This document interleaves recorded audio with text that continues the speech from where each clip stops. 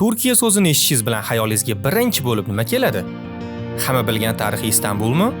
Yoki plyajli Antalyami? Yoki bu ko'rinishdami? Lekin Turkiyani yana shunaqangi joylari borki, u haqida kamdan kam sayyohlar biladi. Bu ko'rsatuvimizda Turkiyani umuman boshqa tomondan ochishga qaror qildik. Bu shunaqa maskanki, bu yoqda hammasi samimiy, tabiat, insonlar va madaniyat. Keling, ko'p ta'riflagandan ko'ra kamera linzasi orqali ko'rsatib berishga harakat qilaman. Trabzonga kelgan inson borki, bu tabiatni ko'rib Turkiyani Shvetsariyasi deb ataydi. Aslida ham shunaqami? Bu ko'rsatuvimiz orqali Trabzon tabiati Shvetsariya bilan bir xil degan so'zlardan yiromiz. Aksincha, bu joy o'zini mo'jaz qishloqlari bilan hech qayoga o'xshamasligini va o'zini Trabzon kodi borligini isbotlamoqchiman.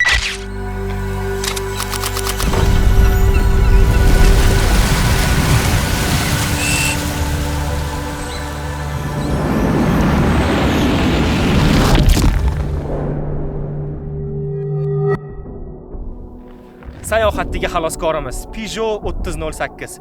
Bu toychoq bir hafta biza bilan nimaga oldi? Sababi har xil yo'lsizliklardan yurib, Trabzonni eng chiroyli joylarini ko'rsatmoqchimiz. Tayyormisizlar? Xullas, bizda plan bor. Ko'rsatuvimiz davomida Qora dengiz atrofidagi 4 ta asosiy maskanda bo'lamiz. Trabzon va Rizay shahri, Uzungo'l va Pokut yaylasi. Qora dengiz nimaga qora deyilishiga javob olamiz. Trabzon dunyoga bergan 2 sovg'asi, xamsa balig'i va sutlash shirinligini tatib ko'ramiz.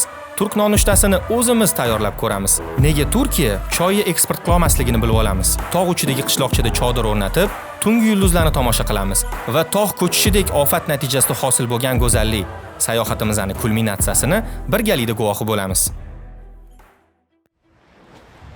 Qora dengiz nima uchun qora deb nomlanadi? Bu haqida versiyalar juda ham ko'p. Yunonlar oldinlari yo'nalish ko'rsatish uchun Qora dengiz, Qizil dengiz deb nomlagan bo'lsa, meni hozir hayratlantirayotgani bu shamol.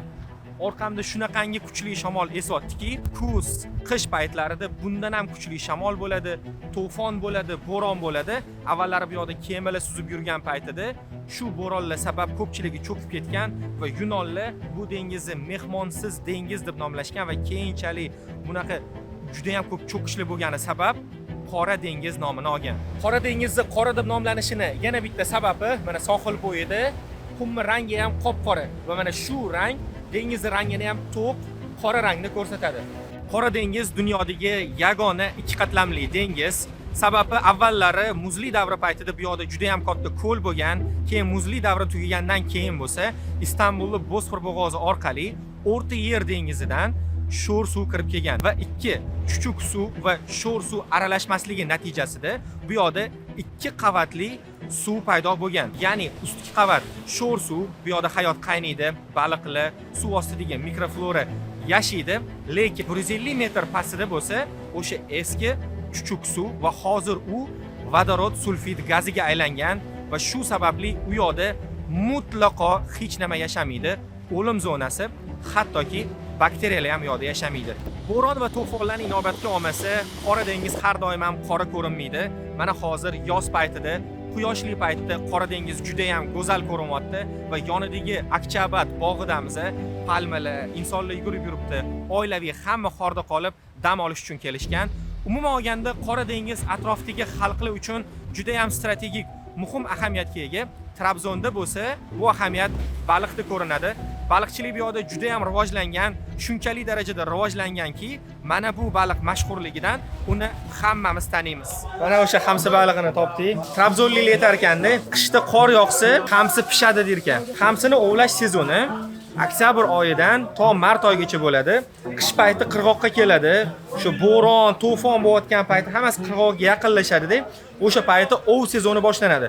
Hozir mavsum tugagan, lekin bozorlarda haligacha bor, xamsi bor. Butun dunyoga Trabzonning eng katta sovg'asi ana o'sha tovalarda xamsalarni terib qo'yib, o'girib turib ovqat qilishadi-yu. Eng mashhur taomi o'sha bo'ladi, Trabzonning. Trabzonning eng mashhur lazzatli yemagi nedir? Hamsi. Hamsi. Hamsi pilav, hamsi buğulama. Bir de kuymak. İkinciye kuymak gelir. Hamsi tava. Hamsi buğulama, hamsi ekşili, hamsi kızartma. Hamsi mangal. Hepsi hamsili. Hepsi hamsi. Hattoki hamsidan qilingan holvalar ham bor ekan. Bitta hamsini 40 xil tayyorlash usullari bor ekan Trabzonda. Pilovi var. Hamsi balig'imiz tayyor bo'ldi. Ekmekka olamiz. Hamsidan 2 donasidan qo'yamiz, mayli 3 tasidan. Albatta, limonsiz bo'lmaydi. Turk taomlarini limon bilan yeyishadi. Bismillah.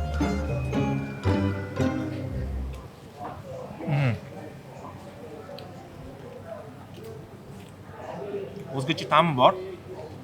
O'tkir, qanaqadir ta'm. Nonsiz ham yeb ko'raylik. Yog'liq to'rim. Nimaga hamsi balig'i qishda tutilar ekan?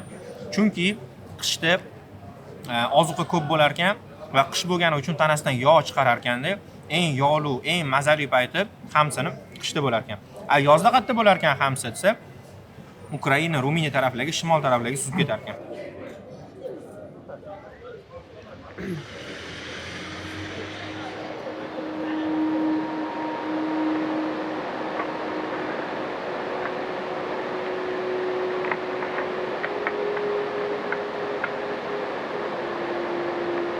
Istanbuldagi Aya Sofiyani hammamiz ko'rganmiz. Yer yuzida yana bitta Aya Sofiya bor. U Trabzonda joylashgan. Men bu joyni nimaga ko'rsatyapman? 13-asrda Vizantiya imperiyasi tomonidan qurilgan bu joy hozirgacha o'zini holatini, shaklini saqlab kelyapti. Ya'ni biron marta urushda vayronalar ostida qolmagan. Istanbuldagi Aya Sofiya bo'lsa, bir necha marta urushlar natijasida buzilgan, yana qayta qurilgan, vayronalar ostida qolgan va yana qayta qurilgan. Bu bo'lsa tirik tarix. O'sha paytlarda qurilgan bu ibodatxona Usmonlilar imperiyasi kelganidan keyin muzeyga aylantirilgan, masjidga aylantirilgan, shifoxonaga aylantirilgan va hozirgi paytda masjid bo'lib turibdi. Tasavvur qiling, arxitekturasidan ibodatxonaga o'xshaydi. Vizantiya imperiyasi qurgan, lekin bu yoqdan 5 mahal azon ovozi eshitilib turadi. Allohu akbar, Allohu akbar. Menga bu Aya Sofiyani eng yoqqan tomoni yonida shundoq dengiz. Kirib kelasiz, masjid dengiz manzarasi bilan. Shunaqa chiroyli ko'rinyapti.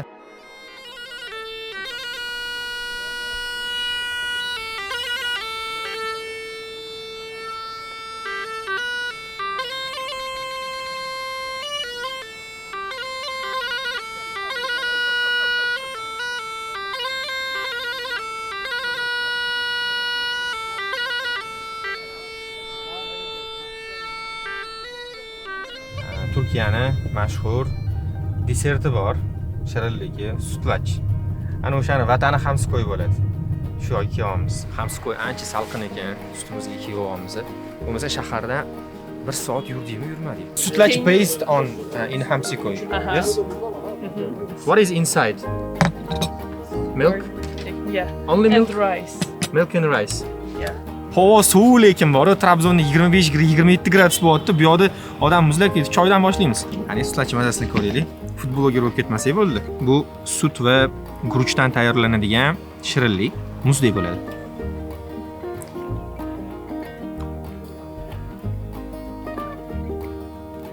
Juda shirin ekan borim. Sut bilan guruch demaysiz-da? Boshqacha narsaga o'xshaydi. Yeb ko'ringlar-da. Lekin har qatda zo'r ekan, yeb ko'ringlar. Shirinlikda, lekin ichida shirin narsa yo'q-da. Sut bilan guruch. Qanaqa qilib bizadiganim kasha bor-ku, shir guruch deydimi? Qanaqa qilib kasha shirinlik bo'lishi mumkin. Yeb ko'rsangiz bilasiz.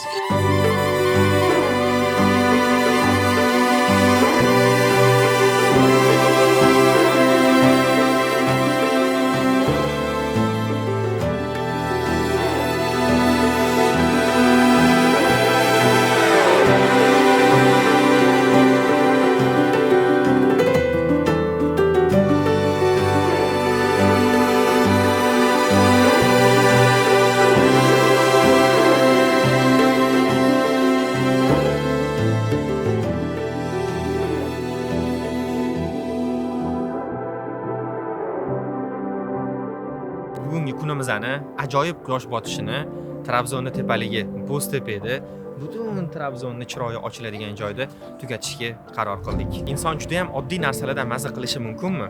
Mumkin. Qachonki mana shunaqa quyosh botayotganda uzoqqa qarab, ufqqa qarab, cheksiz dengizga qaraganingizda shunchaki miyalaringiz bo'shashadi.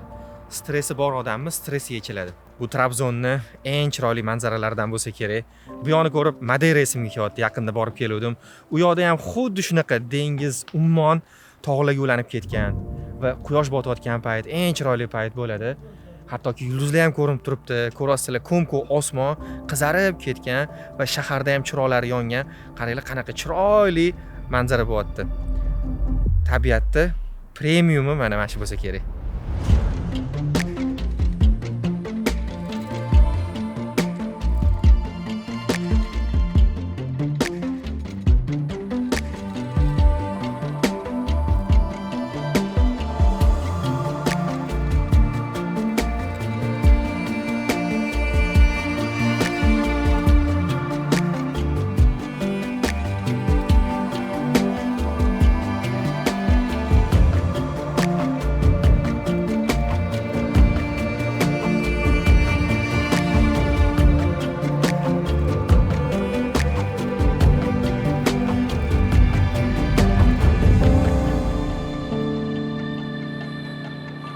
Yer sathidan 1200 metr balandlikda tog'ga shundoqqina yopishtirib qurilgan Sumela monastiriga keldik.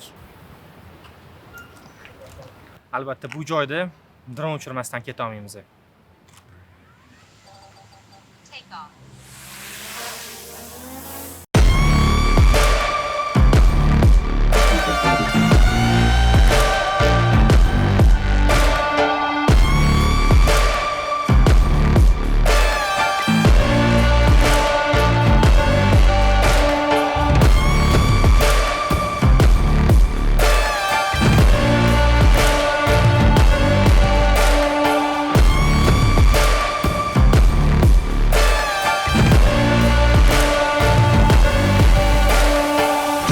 Monastirini ichidan ko'rishdan ham ko'ra, tashqarisidan ko'rish juda ham qiziq. Shunchaki meni miyamni bitta narsa portlatyapti. Tasavvur qiling, 300 metr balandlikda, ya'ni 300 metr balandlikdagi tog'da 4-asrda bu vertikal binoni qanaqa qilib qurishgan? O'zi umuman olganda nimaga tog'ga yopishtirib bu monastirni qurishga qaror qilishgan? Bu hali ham sir.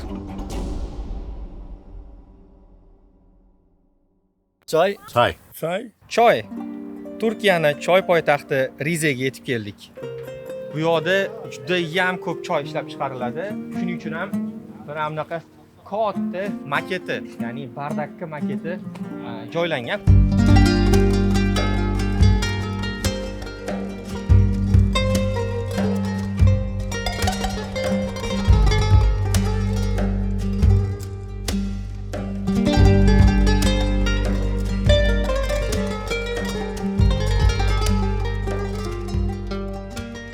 Çay evi mi? 6. Evet.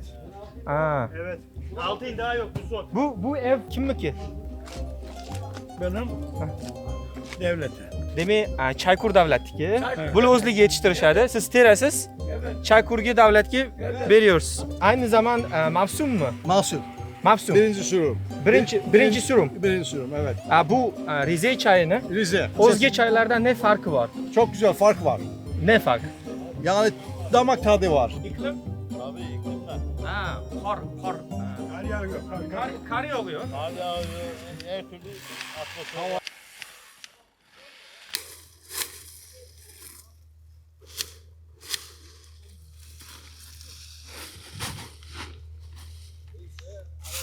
Giriş mümkün mü? Bak. Ama kendine değdirme. Kesersin kendini bak. Dikkat et. Tehlikeli. Turkiyani mana choyga o'zimiz hissamizni qo'shamiz. Ketdi.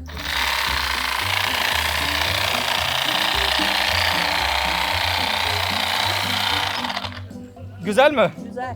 Bitti mi? Maşallah güzel.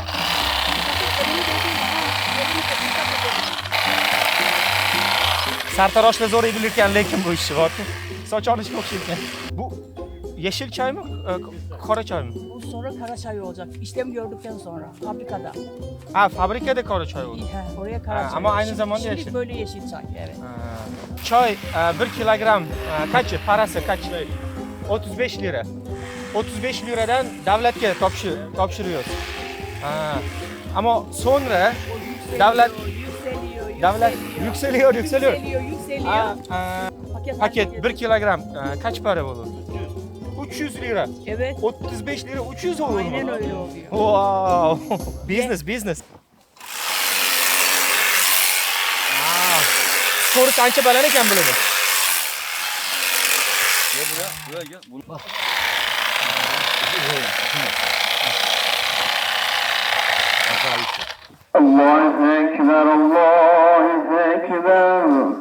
Har doimgidek Turkiyada masjid hamma yoqda.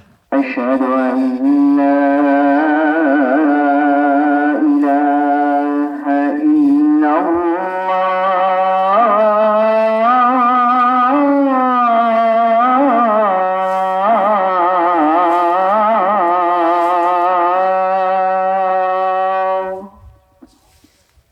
Bu choy bu kadar o'shu uchun kaç vaqt gidiyor?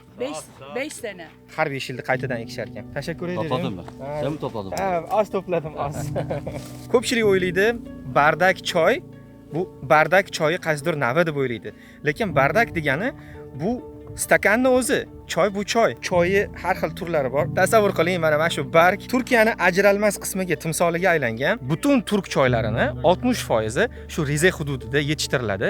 Qolganlari bo'lsa Trabzon, Giresun atroflarida. Lekin hammasi bitta regionda, Qora dengiz bo'yida yetishtiriladi. Nimaga turk choyi butun dunyo bo'ylab mashhur emas?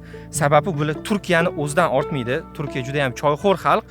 Bir yiliga bitta turk 3,5 kilo choy icharkan. Bular choyxo'rlik bo'yicha Angliyadan o'tadi va birinchi o'rinda turadi. Bu turklarning choyi nimaga mashhur va boshqa choylardan nima farqi bor desa, Ceylon choylari, Hindiston choylari, Keniya choylari faqatgina subtropik joyda o'sadi va issiqlik ko'rib o'sadi. Lekin Rizedagi choyi ta'mini boshqachaligi, bu choylar qishda qorni ham ko'radi. Shu uchun ham turk choyini boshqa choylardan sezilarli farqi bor. Bo'lganmi? Götür. Sağ ol. Mana. Teşekkür ederim. Mamit. Xullas, choy tashiymiz endi. Aytdim-ku, oxirgacha. Turkiya choy anaqasiga nima deydi? Choyiga hissa qo'shamiz oxirgacha.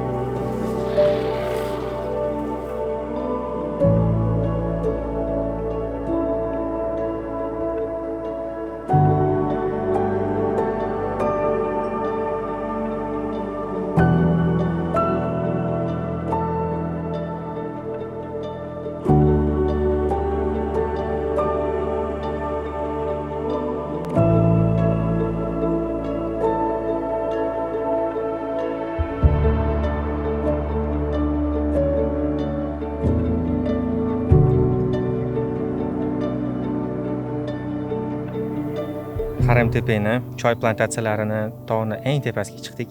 Ko'rasizlar, bu yerda juda ham qiyali va choylar juda ham ko'p. Menga bitta yoqqan tarafi bu joyi tamoman tinchlik. Faqatgina qushlarning ovozi eshitilyapti, qushlarning sayrashi. Mana endi traktor ovozi ham eshitilyapti.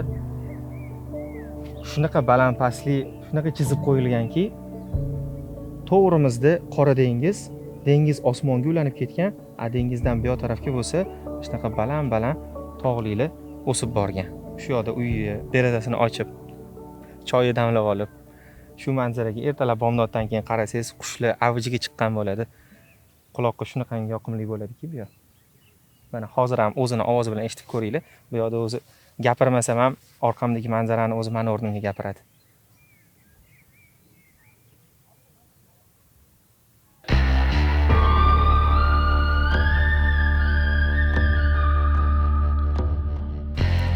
Toza havo. Bu shahar markaziniki. Hozir biz shahar markazidan 2000 metr balandlikdamiz. Bu yoqda havo qanchalik toza bo'lishi mumkin? Umuman olganda, bu yoqlarga qanaqa kelish mumkin? Oldinlari Istanbul orqali Toshkentdan Istanbulga uchish, Istanbuldan keyin Trabzonga kelish orqali kelinardi. Hozir bo'lsa, bu yoqga to'g'ridan-to'g'ri reyslar qo'yilgan, haftasiga 2 marta. Qanaqa qilib, kim orqali kelaman desanglar, Maskan Travel'da hozir mana shu yaylalarga, shu men videoda ko'rsatayotgan lokatsiyalarimga guruhli turli uyushtirilyapti. Oilangiz bilan, ota-onangizga sovg'a qilib yoki do'stlaringiz bilan kelsangiz, ketgis kelmay qoladigan joy. Umuman olganda boshqa Turkiya desa ham bo'ladi. Turkiyani o'zingiz uchun qaytadan kashf etmoqchimisiz? Maskan Travel'ga murojaat qiling.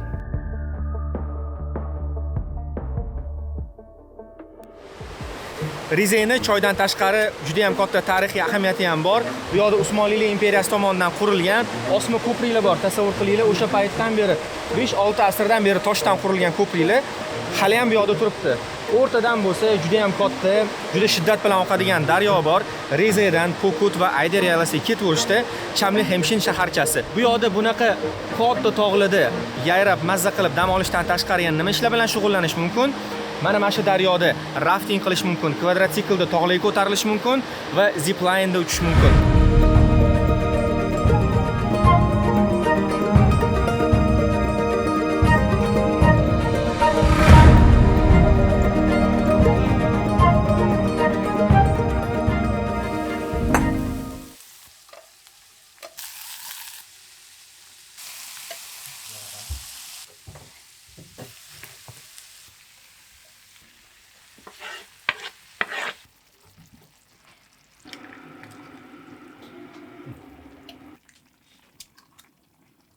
Hop, ovqatimiz pishdi. Rizeda ertalabki nonushta men pishirdik. Chiroyli qilib stolni bezatdik. Stolimiz qanaqa bo'ldi? Tashqaridagi manzara bilan qanaqa o'xshayapti? Hozir ko'ramiz sizlar bilan. Vau! Shundoqqina tovasi bilan qo'yamiz. Shu joyda yuramiz. Manzara endi shunaqangi chiroyliki, to'g'rimizda qorli tog'lar, bu yoqlar yam-yashil va chap tarafimizda bo'lsa, Qora dengiz shundoqqina ko'rinib turibdi. Dengiz sathidan 600 metr balandlikdamiz. Tog'ning eng tepasida shaledamiz. Shalayimiz ham ajoyib, juda chiroyli. Yorug' paytda hali ko'rsatmadik. Shu yerda turdik, jakuzilarimiz bor, mangallarimiz bor. Ertalabki nonushtani shunaqa atmosferada qilishga tayyormiz. Qilamizmi?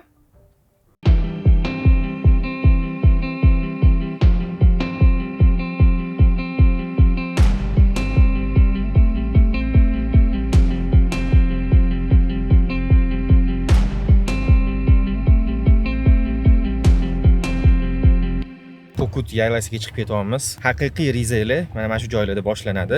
Juda ham qiyalikdan ketyapmiz. Podyum tepalikda oddiy mashina qiynalib qoladi. Lekin podyum juda ham balandlikda, kim qo'rqsa unaqa tavsiya etilmaydi. Lekin tepadagi vid shunga arziydi. Shuning uchun ham chiqib ketyapmiz. O'rtoqlar, Pokut yaylasiga keldik. Hozir joy qidirishga chiqib ketyapmiz. Bir qanaqadir hayvonlarning ko'zi ko'rinib qolyapti. Bir xil payt ko'zni bo'ylog'imiz yulduz bo'lib chiqyapti. Xullas bitta qo'rqitadigan odam bor-da ichimizda. Duxunyapti hamma. Yulduz o'sha odam o'zi qolmaydi. Yo'q, o'sha odam o'zi qolmaydi. Bizdan qoldirib keladi, qo'rqitib. Men sen bilan birga degan bor-ku. Yo'q, o'rmon yaqinda, o'shanga odam xavfsirayapti. Mahalliy aholini o'zi ham aytdi. Uychadan yaqinroqga qurlaring. Uzoqga o'tib ketsalaring ayu tushadi deb aytdi-da. Hamma qop-qorong'i, na savdo bor, na svet bor. Xullas o'rtoqlar, qiziq voqea. Pokutga keldik, 1,5 soat tepaga chiqdik. Palatka qurib, yulduzlar bilan palatkamizni chiroyli videoga olmoqchi edik. Naryodan oy janoblari assalomu alaykum deb tog'larning orqasidan chiqib keldilar. Oy bo'lsa yulduzlar ko'rinmaydi, chunki to'lin oy ko'ryapsizlar, quyoshni to'g'ridan-to'g'ri nurlari oyga boradi, oydan bizga отражение bo'lib qaytib keladi. Shuning uchun osmon hozir yop-yorug', xuddi kunduz kuni video olinayotgandek-da, ana quyosh botayotganda qanaqa bo'ladi? Mana shunaqa payt yulduzlar ko'rinmaydi-yu. Yulduzlar ko'rinmayapti. Lekin baribir bor-ku. Menga bu atmosfera ham yoqadi. Qimmat mehmonxonalar, luxury, komfort, hammasi o'zini yo'lida. Ular ham yoqadi, lekin bularni ham qilib ko'rish kerak-da.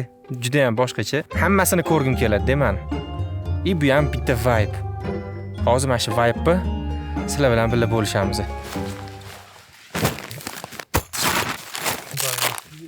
Mana qara. Bor shu.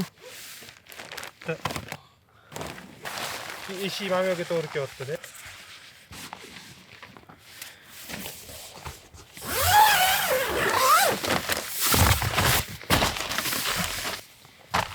Wow, yana ochildi.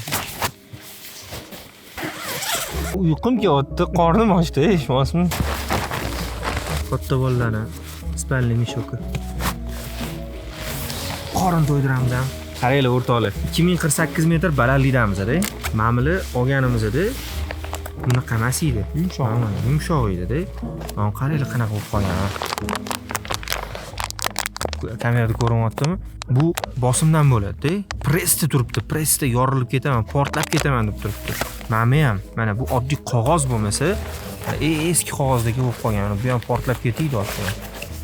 Portlatamizmi? Zamog'im teskari ochib qo'yman. Paq. Bu sizga. Olchali suv. Ham sumkamni bering-da. Sumkani o'rtaga qo'yilibdi. Mana shundan stol foydalansak bo'ladi. Orqasi tik. Okamdachi, men bitta usul DIY bor-da. Shunaqa bitta kurs ochib yubormaysizmi? Samovijivaniya yo'llari degan. Table tayyor. Bismillah. Yoqimli ishtaha. Buyurun.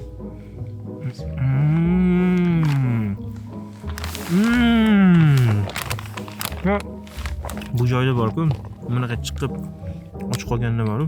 Xuddi Michelinda o'tirganda o'tiraman. O'zi biz oddiy odamlarmiz-da. Sendvich ham yeb turamiz-da. Oddiy odam bo'lish kerak bu hayotda. Hamma yoqda. Hamma yoqda. Joy tanlamaymiz-da. Qilgan harakatlarimiz, joyimiz, hamma narsa maza beryapti shu ovqatimizga. Hamisha ko'rganman-da. Michelin yulduzli restoranga ham kirganman. 5 yulduzli mehmonxonalar eng zo'rlarida turganman. Hammasida. Xudo xolisa yana hali ko'p joylarda turaman. Lekin mana nimaga qilib ko'rish kerak deyman. Mana palatkada o'tiribmiz, boshqa qilamiz. Hamma narsa o'zini joyida, o'zini vaqtida qilingani yaxshi-da. Ras tog'ga chiqib yulduzlarni tomosha qilmoqchimisan? Tog'larni tomosha qilmoqchimisan? Palatka qurib, oldinga mana shunaqa sendvichlar, suvlar olib chiqib yesa, buni ham o'rni bor. Mana hozir juda ham shirin tuyulyapti. Mana shu hissiyotni his qilib ko'rish kerak-da, emotsiyani-da. Shuni xohlayman. O'rtoqli dengiz sathidan 2048 metr balandlikda Pukut yaylasidamiz. Palatka qurdik. Juda ham chiroyli vid qarshimizda. O'shani sizlarga ko'rsatmoqchimiz. Yulduzli osmonni aylanishlarini, somon yo'llarini ko'rsatmoqchimiz. Lekin juda ham charchadik. Tunda ko'rsatamiz. Xayrli tun bo'lmasa.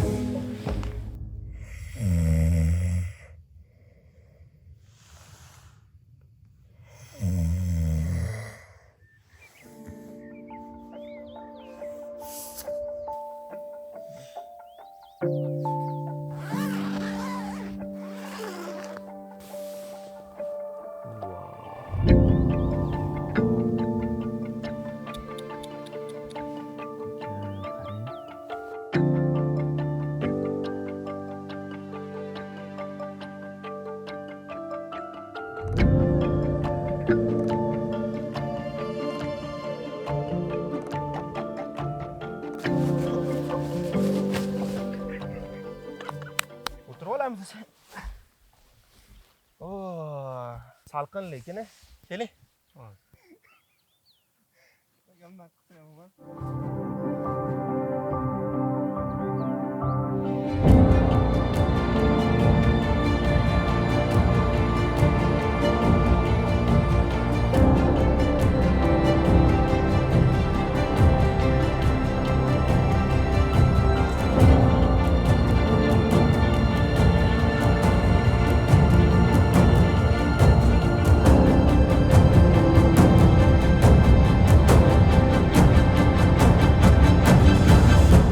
Pukutga shunaqangi vaqtga keldiki, hali o'zini aholisi ham kelib ulgurmagan.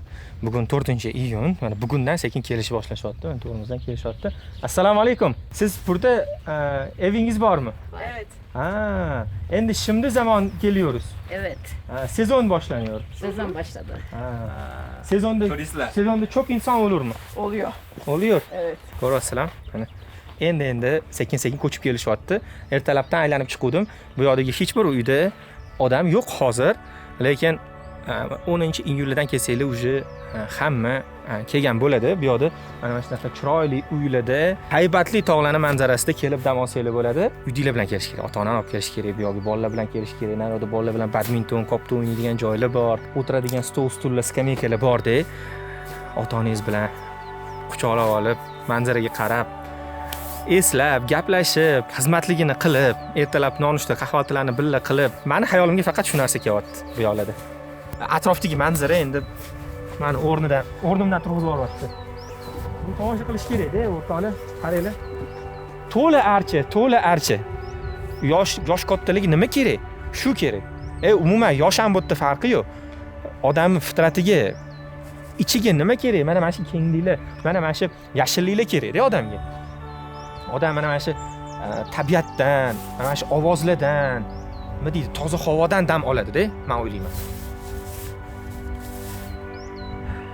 Bu yerdagi tabiat umuman boshqacha-da, qarang.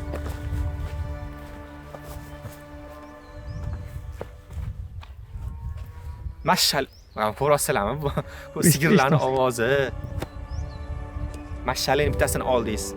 Ertalab qilib turdingizda, kalaotingizdan turib oynani bitta ochsangiz, mana manzarada. Bu yoqmi?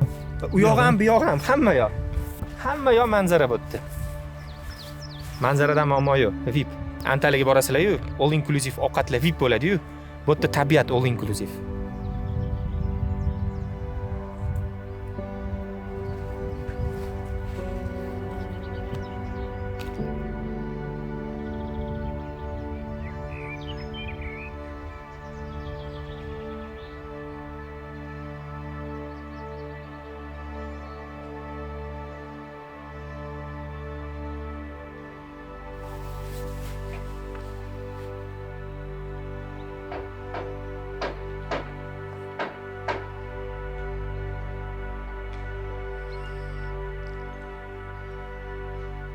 O'rtoqlar, kelinglar, mana shu uychalardan bittasini sizlarga ko'rsatib beraman. Aytdim, uychalari to'liq yog'ochdan bo'ladi deb. Mana bu yerda bitta xonasi, spalnisi. To'g'ri, bu yerdan wow narsa, juda premium narsa kutmaysiz. Shunisi bilan o'zi chiroyli, lekin bu yerdan asosiysi mana oynadan ko'rinadigan manzara. Agar oynani kechqurun mana ochib uxlasangiz bormi? Voy, haqiqiy fresh air. Mengacha mana shu hamma narsa shu eskichalik yoqadi-da, kelib mana bu yerda bardakda choy olib, choy ichib, o'tirib, gaplashib. Mana bu yerda o'tin yoqib qo'yiladi, kostyor issiqqina bo'ladi xona. Levent bu uy egasi va bular aytdilarki, siz qishda ne qilyapsiz? Kışta yatıyoruz. Yatıyoruz, geziyoruz. Geziyoruz. Tatil, seyahat. Seyahat. Evet. Yazda aynı zamanda. Yazda burada çalışıyoruz. Xullas, bu yerda yozda soqqani qiladilar. Qishda maza qilib dam oladilar. Burası dedem yaptı benim. 1952. 1952 zamonda Dede. Dodalari. wow. Aha. Sonradan Ham tarixiy. 2016'da restore ettim. Qaranglar, mana bitta uy, bitta oilani to'liqligicha boqadi-da. Ben burada biznes yapıyorum. Burada uy, ev kurmak lazım. Yeni ev yok, yapılmıyor. Yapılmıyor. Yok, yasak. İcazat yok mu? İcazet yok. İstersen milyar dolar olsun, yok. Yok mu? Yok yani. Teşekkür. Thank you. Teşekkür ederim, rica ederim abim. Bize bo'lsa keyingi yaylaga yo'l olyapmiz. Ha, to'g'ri, bu yerda yaylalar ko'p va keyingi ko'rishga arziydigan joy Ayder.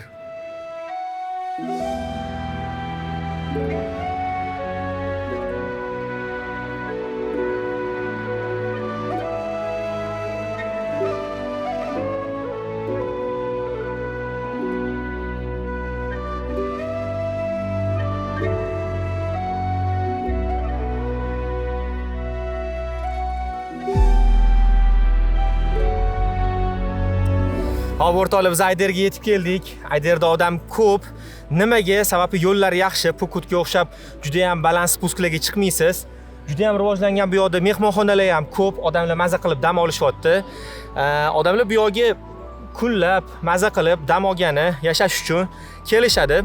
Men bu yerni ko'proq Ayder yaylasi emas, Ayder vodiysi deb atagan bo'lardim. Sababi ikki chetingiz tog'lar bilan, ikki chetingiz emas, 4 tarafingiz tog'lar bilan o'ralgan va atrofda sharsharalar juda ko'p va men bu yerni o'xshatyapmanki, Shvetsariyani Lauterbrunnen vodiysiga o'xshatyapman. Sababi bu yerda sharsharalar bir dona emas, sharsharalarning sanog'i ko'p va shu uchun ham odamlar bu yerga ko'p kelsa kerak. Men bekorga aytmadim, Ayderni Shvetsariyani Lauterbrunnenga o'xshatyapman deb. Mana o'sha sigirlar. Yala berdimmi?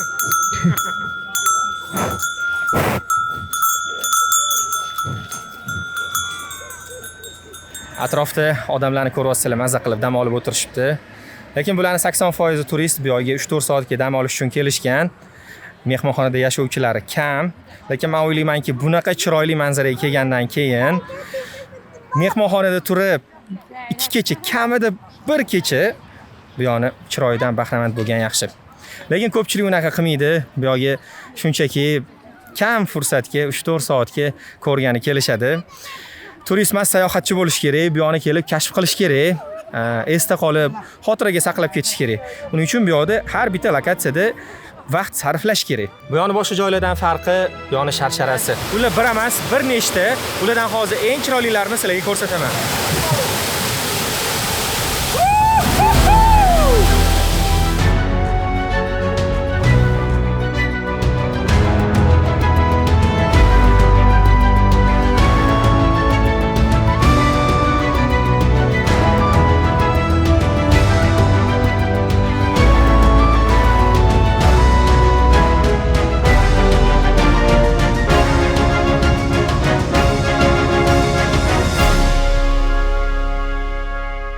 Bu bilan Trabzonni bor go'zalliklari tugagani yo'q. Trabzonda shunaqa joy borki, u sizning e'tiboringizni aniq tortadi. Bu joy Uzungo'l.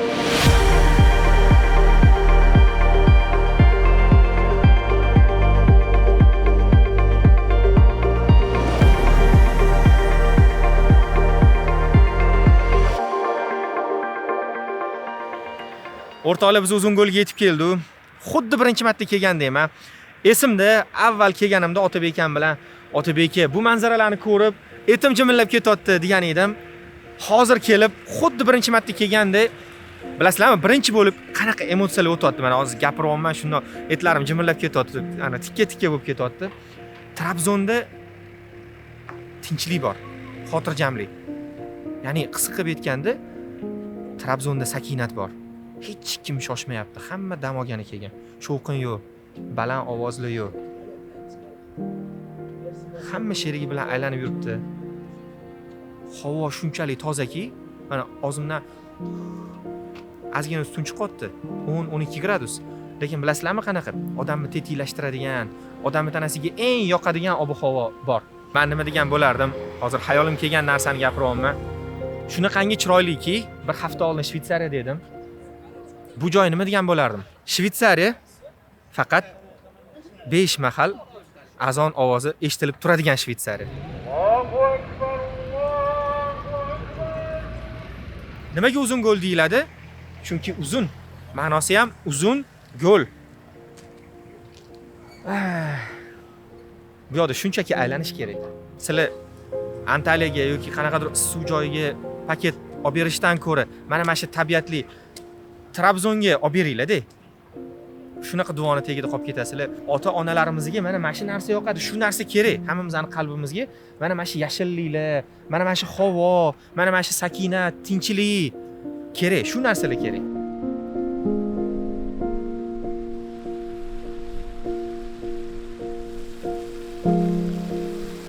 Shuni bildim, Trabzon yomg'iri bilan ekan. Yomg'irda bu yo'llar yana ham chiroylashib ketar ekan.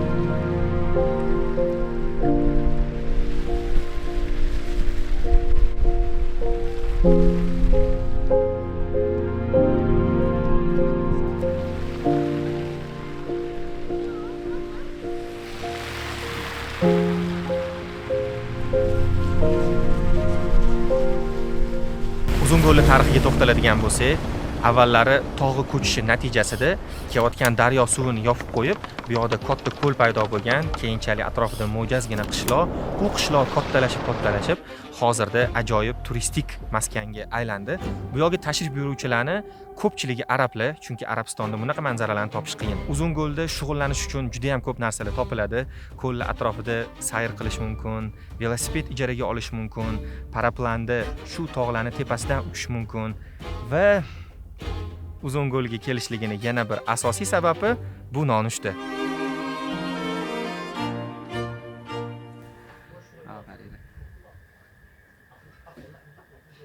Bu qizuv tarafi sirmas ekan bu. Bu qaymoq ekan. Nega cho'ziladi? Nega cho'zilishini bilmadik. Hozir endi mazasini ko'rib oqamiz-da. O'zi shuni mazasini ko'rish uchun kelganmiz-ku. Mana tur. Tuzi bor-da. Lekin oddiy sir mazasiga o'xshaydi. Bu yog'lu. Qanaqadir mana bunaqa narsa. Suyu sirri sariyog' bilan aralashtirilgan maza kelyapti.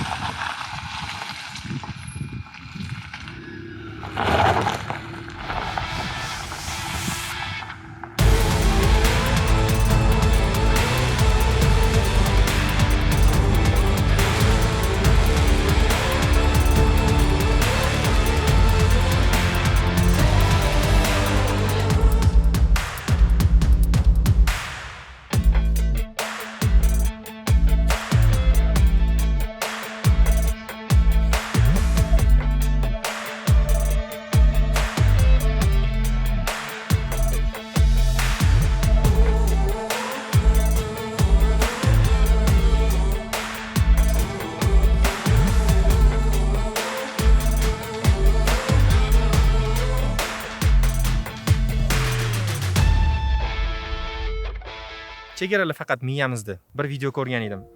Chumoli yurib ketyapti, atrofiga ruchkada chegara chiziladi va o'sha chegaradan chiqib keta olmaydi. Dunyo katta, uni aylanish kerak. Hech kim bizga chegaralarni qo'yib bermagan. Bu dunyo bizni sayr qilishimiz uchun, sayohat qilishimiz uchun yaratilgan. Sayohatni boshlang. Qattasiz, qayoqqa sayohat qilmoqchisiz? Umuman farqi yo'q. Qo'shni mahalladan boshlang. O'z-o'zani viloyatlardan, shaharlarimizdan, yon atrofdagi qo'shni davlatlardan, keyinchalik sekin butun dunyoni ko'rasiz hali. Yana bitta gap aytmoqchiman. Sayohatda shunaqa kuchi borki, sayohat bu eng zo'r ustoz. Sayohat amalda o'rgatadi. Kitobda o'qib o'rganasiz. Kimdir nasihat bersa eshitasiz. Lekin sayohatda vaqtingizda har xil davlatlarda dunyoni kezayotganingizda, madaniyatlarni ko'rganingizda, qurilishni ko'rganingizda, tabiatlarni ko'rganingizda bu joylar sizga o'zini amalini ko'rsatadi. Nima qilish kerakligini, kerak emasligini amalda ko'rasiz. Insonlardan o'rganasiz. Aytishadi-ku, birni ko'rib shukr qil, birni ko'rib fikr qil.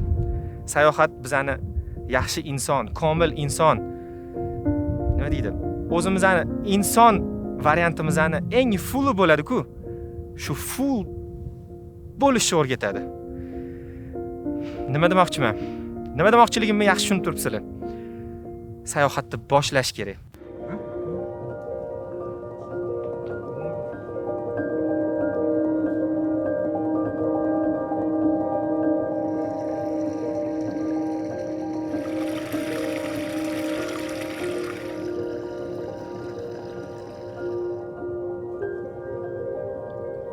Tepaliga ko'tarilib, umuman boshqa Trabzonga kelib qoldik.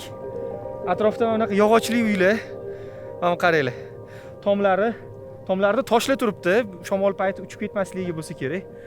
Tom uchlarida haligacha mana bunaqa qorlar bor. Bu kim yashirmi aka? Menimcha yashamaydi, chunki men buni taqillatib ko'rdim. Ha, Hech oshmadi. Lekin men bu uyda topishga bor ekan. Bu yerda topishga bor ekan. Biz to'g'risi umidimizni uzdik. Tepaliga ko'tarilyapmiz, bo'ldi, masjidlar bo'lmasa kerak deb. Do'stlar, biz Turkiyadamiz-ku.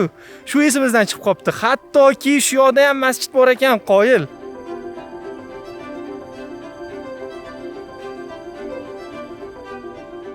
Evlarda inson bormi? Şimdi yok.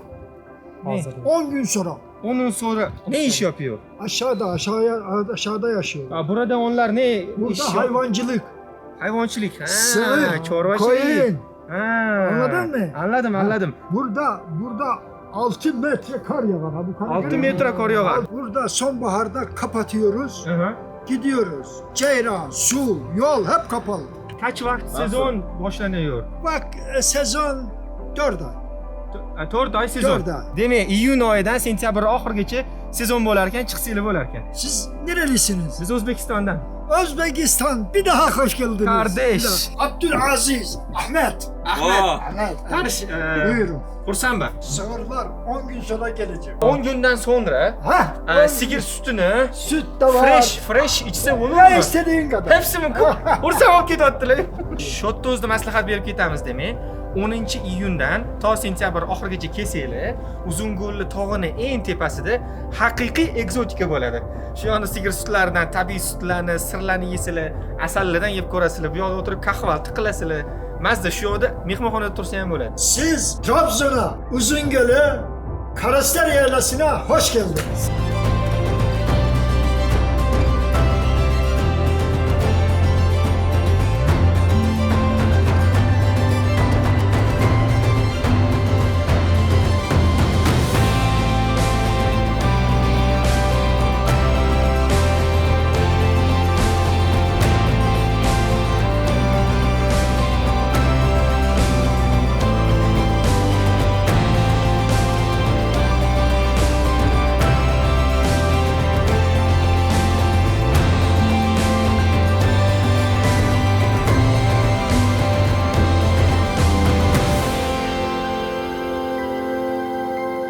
Qani endi men sizlarga bu yoqdagi hidlarni, ko'zim ko'rayotgan ranglar, qulog'im eshitayotgan qushlarning ovozini, orqamdagi quyoshning nurini, barcha jamiki his qilayotgan narsalarimni sizlarga yetkazib bera olsam. Agar yetkazib bera olganimda edi, sizlarda B variant qolmas edi. Hamma narsalarni tashlab sayohatga shoshilardinglar. Lekin afsuski, kamera buni hech qachon umuman to'laligicha yetkazib bera olmaydi. Ko'zda haqiqiysi, jonlisi doim chiroyliroq. Shuning uchun shunchaki sayohat qiling.